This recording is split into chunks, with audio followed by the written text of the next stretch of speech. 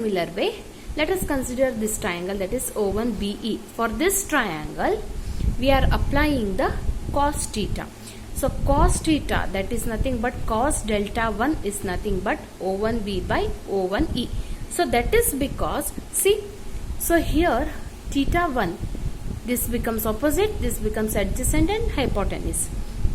So since R1 is known and O1B you should find out, so adjacent and hypotenuse relation is nothing but cos theta. Because of that only we are taking here cos theta. Cos theta, that is cos delta 1 is equal to O1B by O1E, that is adjacent by hypotenuse.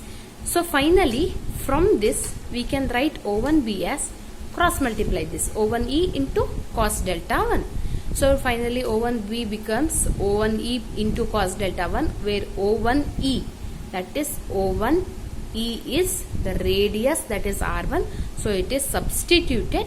Since O1E is R1, it is substituted. So finally O1B is equal to R1 into cos delta 1. In the similar way, you should find the expression for O2C for the triangle O2EC, that is O2EC. See, this triangle you have found out. Now in the similar way, this triangle you need to find out. Okay, that is this portion.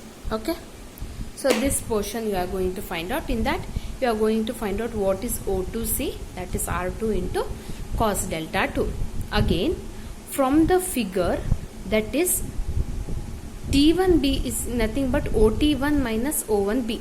That is, see, T1B, that is, if you want this distance T1B in this whole line, that is, for example, in OT1, if you deduct O1B, you will get this portion, that is T1B.